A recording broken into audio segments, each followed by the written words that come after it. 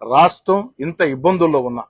ఎందుకంటే గత వైఎస్ఆర్ కాంగ్రెస్ పార్టీ విధానాల్లో రాష్ట్రం ఆర్థికంగా దివాలా తీసిన, రాష్ట్ర ప్రభుత్వ ఖజానాలో డబ్బులు లేకున్నా ముఖ్యమంత్రి చంద్రబాబు నాయుడు గారు తన అపార అనుభవంతో ఈరోజు సంక్షేమ కార్యక్రమాలు కొనసాగిస్తూ, అభివృద్ధి కార్యక్రమాలు కొనసాగిస్తూ ఎన్నికల్లో ఇచ్చిన హామీల్ని ఒక్కొక్కటి నెరవేర్చుకుంటూ వస్తూ, అదేవిధంగా దేశంలో రాజధాని లేని ఆంధ్రప్రదేశ్ కి ఒక అద్భుతమైనటువంటి రాజధాని నిర్మించే విధంగా అమరావతి నిర్మాణాన్ని పరుగులు పెట్టిస్తూ రాష్ట్ర దిశ మార్చే పోలవరం పనులు వేగవంతం చేస్తూ, అన్నిటికీ మించి మన భావితరాలకి, మన బిడ్డలకి ఉద్యోగాలు వచ్చేదానికి పెట్టుబడులు ఆకర్షిస్తూ ఎంతో కష్టపడుతూ ఉన్నారు.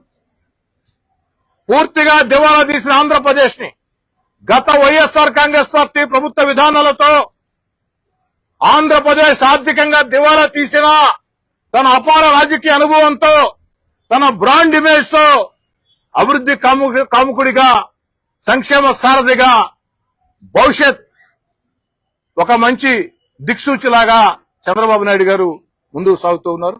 వారికి ప్రజలందరూ ఆశీస్సులు ఇవ్వాలని చెప్పని కోరుకుంటున్నారు.